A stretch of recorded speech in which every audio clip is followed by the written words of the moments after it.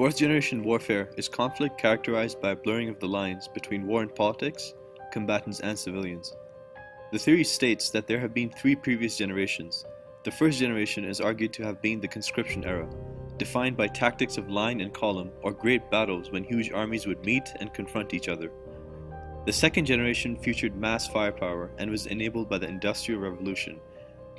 And the third generation is described as the war of maneuver, where armies would focus on outmaneuvering their opponents. Fourth generation warfare is argued to be what we have today. Its methodology encourages a non-state actor in the enemy state through political, economic, social, and military means. One of the greatest arguments against the adoption of fourth generation warfare lies in the roots of the theory. The concept of four separate generations of war makes little sense in historical and social perspectives. The authors agree on the identification of multiple generations, each evolving from the previous one. However, the fact is that different generations have existed together. For instance, most of the 20th century Middle East wars had elements of both second and third generation warfare. Another good example is the existence of third and fourth generations together in Germany and China in the past. In The Sling and the Stone, Colonel Hames argues that Mao Zedong is the father of fourth generation warfare simply because Mao put some of the key concepts of this theory on paper for the first time. Mao wrote this book in 1936, nearly 3 years before Hitler's army invaded Poland, which is considered as third generation warfare. The theory fails to explain as to how then the third generation came after the first book was written.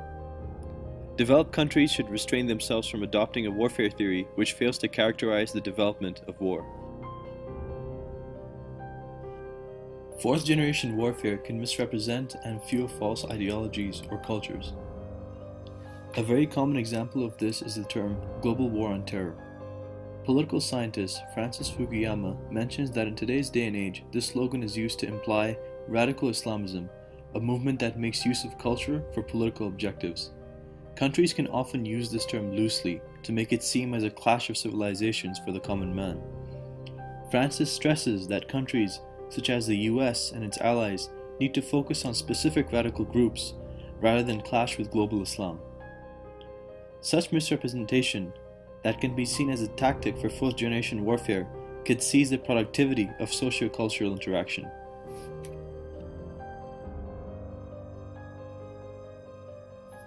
The adoption of fourth generation warfare may lead to weakness in defense.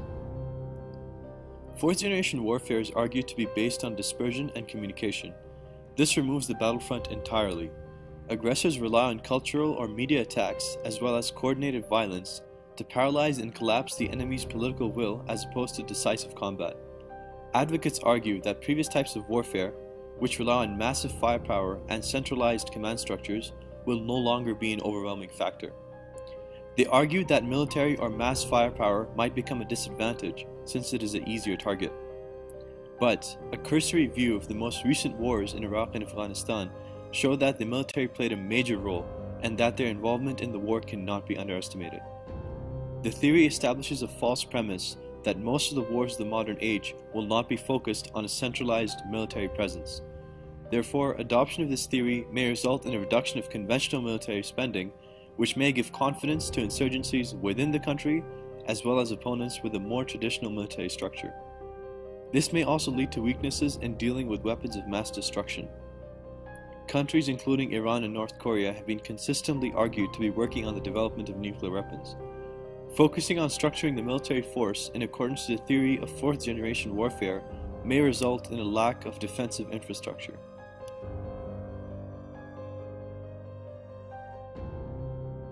The fourth generation warfare approach also includes the use of insurgencies. An insurgency is an organized, armed political struggle where the goal is to seize power and replace the existing government through revolutionary takeover. The insurgency may intend to break away from government control and establish an autonomous state within traditional ethnic or religious territorial bounds.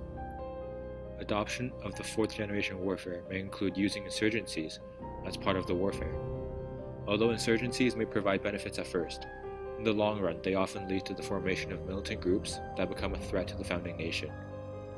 A good example of this is the US-supported insurgent groups in Afghanistan during the Soviet War.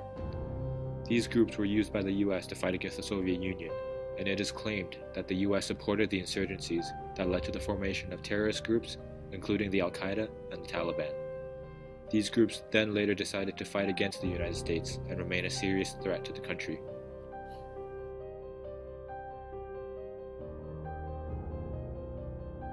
According to the leading theorists of fourth-generation warfare, American military historian William S. Lind and Israeli historian Martin von Creveld, the moral level of war is the most powerful. They state that by capturing the moral high ground, by making your cause look like the pure choice between good and evil to those who are unsure of who to support, you can achieve victory. By crafting the narrative to suit your ends, you can destroy your enemy's will to fight. This will inhibit their economic and political support and will allow you to obtain victory even if enemy forces outnumbers your own 1,000 to 1. In order to achieve this moral high ground, the theory of fourth-generation warfare employs the use of networks of social, cultural, and economic ties and manipulate them to undermine the opponent's political will. This often leads to complex and long-term conflicts. Furthermore, in order to influence and overcome the political will of the opposition, it costs the country countless resources for extended periods of time. Another downfall of the fourth-generation warfare theory is that it does not consider advancements in information technology. One observation in recent history is certain, and it is that technology has played a massive role in developing the second and third generation of current warfare. So, in an era of rapid technological change, it is easy to think of how warfare may dramatically change in ways the theory has neglected. These changes include entry in space, rapid advancements in biotechnologies, and advancements to existing technologies. The theory is naive to outright dismiss the potential for information technology to alter military doctrine, culture, and organization. Information technology has changed social behavior in profound ways, via cellular phones and the internet, in particular, and it is reasonable to think a military's response would be to further develop in these technologies. Instead of focusing on designing the military force to influence social, political, and economical factors through non-state entities, one can dramatically benefit from the constantly evolving nature of IT through the concept of net-centric warfare.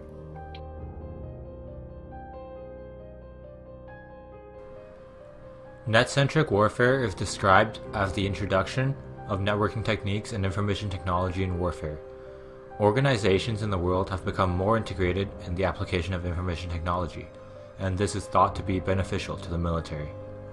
It is clear that the theory of fourth-generation warfare is not the logical outcome of IT social change, as net-centric warfare is seen more and more commonly around the world. With the increase of networking techniques used in the military, engagement cycles are accelerated, making it possible to react on the battlefield more swiftly and in a more coordinated fashion. These systems are also argued to enable warfighters to have more autonomy in their activity, by having better access to support resources and knowledge of their environment. These techniques benefit all three generations of warfare, and are more favorable as war should be considered as an aggregate of generations, as opposed to the theory of fourth-generation warfare. Another aspect of net-centric warfare that is being more and more commonly seen is the use of drone-type devices. The advances in information technology have accelerated the development of these devices, and they are now playing a larger and growing role in military operations. Recent data shows that the US has 5,300 unmanned aerial vehicles and over 12,000 ground robots. These devices reduce the risk to human soldiers, gather intelligence, and can strike at targets stealthily. Net-centric warfare is also seeing an increase of cyber-terrorism. Cyber-terrorism utilizes the internet to create unrest, and are typically aimed at disruption rather than destruction.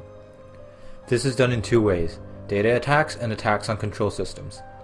Data attacks aim to steal or corrupt data, causing denials of access to service and perpetuate credit card fraud and website vandalism. Attacks on systems are aimed to disable or gain control. These include water supply, electrical transmission, railroads, and airports. The theory of fourth-generation warfare does not account for defense against such means, since information technology is not considered.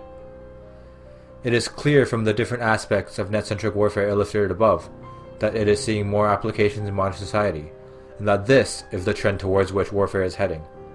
Net-centric warfare allows for creation of defense systems against numerous situations, such as civil unrest, state versus state conflict, and the threat of weapons of mass destruction. Adoption of the fourth-generation warfare theory will deprive one of the strategic benefits of information technology in the modern world.